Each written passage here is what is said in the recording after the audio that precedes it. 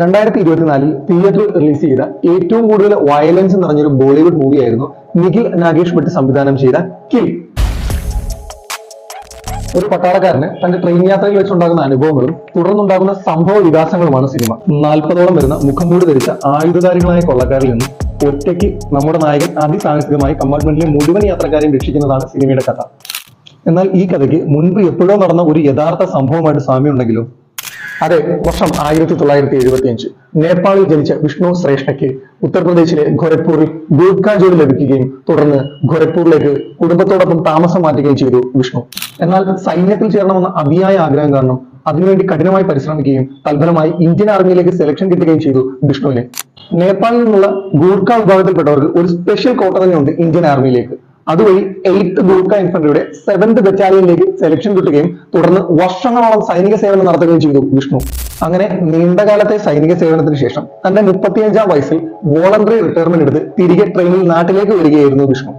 Train Kulti സ്റ്റേഷനിൽ എത്തുകയും അവിടെ ഉണ്ടായിരുന്ന യാത്രക്കാരോടൊപ്പം യാത്രക്കാരെന്ന വ്യാജേന 4-5 കൊള്ളക്കാർ ട്രെയിനിനകത്തേക്ക് പ്രവേശിക്കുകയും ചെയ്തു. തുടർന്ന് ട്രെയിൻ മെല്ലെ മുന്നോട്ട് നീങ്ങി. കുൾട്ടിക്കും ചിത്തരഞ്ജൻ സ്റ്റേഷനും ഇടയിലുള്ള ഒരു ചെറിയ വനപ്രദേശത്ത് വെച്ച് ട്രെയിൻ ചെയിൻ വലിച്ചു നിർത്തുകയും തുടർന്ന് മുൻകൂട്ടി നിശ്ചയിച്ച പ്രകാരം അവിടെ പതിയിരുന്ന കൊള്ളക്കാർ ട്രെയിനിനകത്തേക്ക് കടക്കുകയും ചെയ്തു.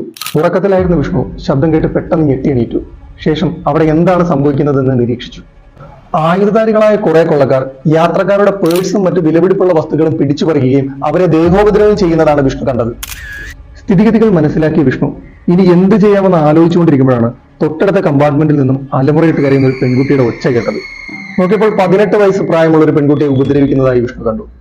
വിഷ്ണു തന്റെ സന്തത സഹചാരിയായ ഗൂർഖകൾ മാത്രം ഉപയോഗിക്കുന്ന ഖുക്രി കത്തി ഉപയോഗിച്ച് അവളുടെ കയ്യിൽ പിടിച്ചിരുന്ന 2 പേരുടെയും അവളുടെ കഴുത്തിൽ കത്തി വെച്ചിരുന്ന ഒരാളെ മൊത്തം 3 പേരെ കണ്ണടച്ചു തുറക്കുന്ന സമയം കൊണ്ട് വിഷ്ണു കുത്തി വീഴ്ത്തി.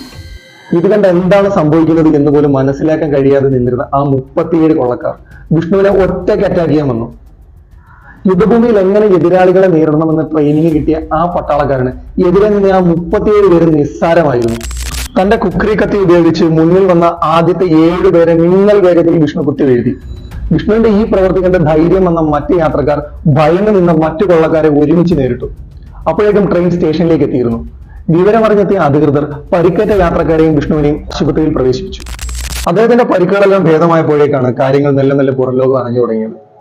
ഒരുപാട് ജീവൻ രക്ഷിച്ച വിഷ്ണുവിന് രാജ്യം ജീവൻ രക്ഷാ പദക്, സേനാ മെഡൽ എന്നിവ നൽകി ആദരിച്ചു.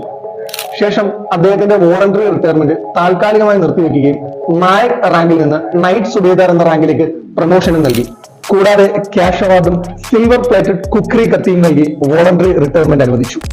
ട്രെയിൻ യാത്രയിൽ ഒരു പെൺകുട്ടിയുടെ ജീവനും മാനവും രക്ഷിച്ച വിഷ്ണുവിന് ട്രെയിനിലും ഫ്ലൈറ്റിലും യാത്ര ചെയ്യാൻ ഒരുപാട് ആനുകൂല്യങ്ങൾ നൽകി. തുടർന്ന് 2010 മുഴുവൻ പ്രതികളെയും പോലീസ് പിടിക്കുകയും robbery, attempt to rape, attempt to murder എന്നീ വകുപ്പുകൾ ചേർത്ത് ശിക്ഷിക്കുകയും ചെയ്തു.